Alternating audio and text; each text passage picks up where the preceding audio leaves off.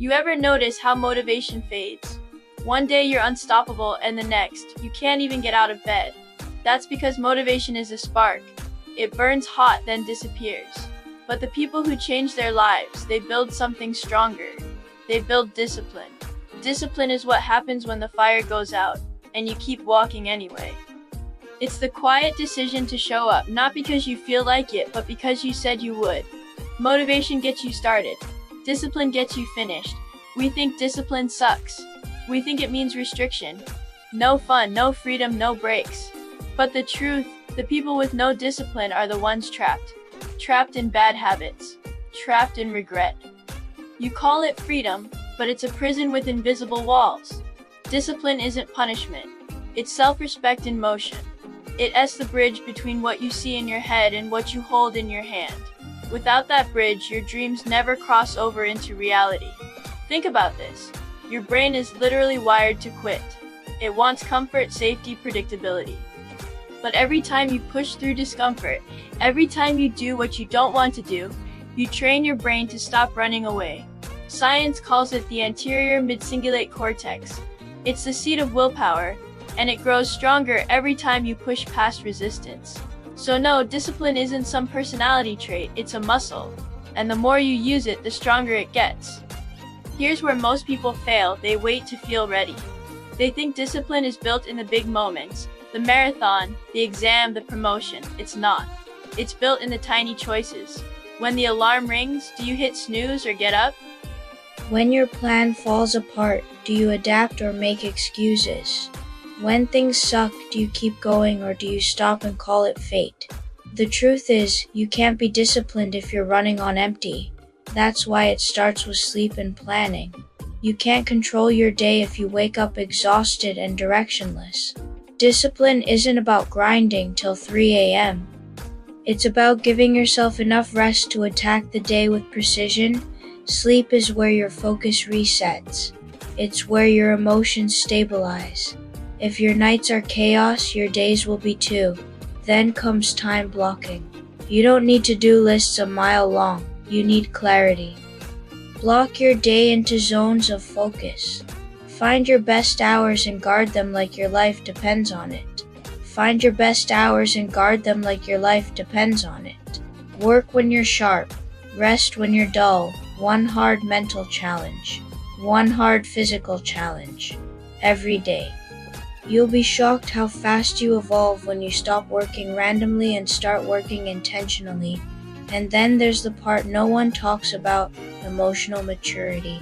The immature person does something hard once and calls it discipline. The mature person does it 1,000 times, even when no one's watching. You don't get to rely on motivation, you rely on your word. You rely on your word. They whisper you're tired. They whisper it's okay to skip today. But discipline doesn't negotiate with feelings. It honors commitment over comfort. If you ever want to know who you really are, watch how you act when things get hard. When it sucks, when you're cold, tired, and alone, that's when the real you shows up. Not the Instagram version, not the when I feel like it version, the raw one. And that's where the growth happens. Every time you push through something miserable, a workout, a setback, a fear, you're forging something unbreakable inside you. Most people quit right before the breakthrough. They wrap their excuses in logic. My leg hurt. I didn't have time. The timing wasn't right. But let's be honest, it wasn't the leg. It was the mind. Excuses don't protect you, they rob you. They steal every ounce of potential you had and replace it with regret. But when you take ownership, when you look at your life and say, this is on me, something changes. It hurts at first, but it's the most empowering pain you'll ever feel. Because if it's your fault, it's also your fix. Discipline is the refusal to drown in excuses. It is what Navy SEALs live by. You Dante rise to the occasion. You fall to your level of discipline. You can't fake it. You can't skip it. They call it Hell Week for a reason. It breaks almost everyone, but the ones who make it. They're not the strongest or the fastest. They're just the ones who don't quit. They keep walking, even when the ocean freezes their bones. That's what real discipline looks like, calm under chaos. And here's the final truth. If you don't know where to go, start walking anyway. Being lost is fine. Staying still is fatal. Progress gives you perspective. Even if you take the wrong turn, at least you will see something new. Standing still gets you nothing but decay. Frame your challenges differently. They're not punishments, they're workouts for your willpower. Every problem you face is an opportunity to sharpen the weapon that is you. And once you start seeing struggle as training, you'll stop fearing it and start craving it. So remember this. Discipline is the bridge between the person you are and the person you want to be. It's built on sleep, structure, and emotional strength. It's walking forward when everything in you says stop. When it sucks, do it anyway. When it's hard, do it anyway.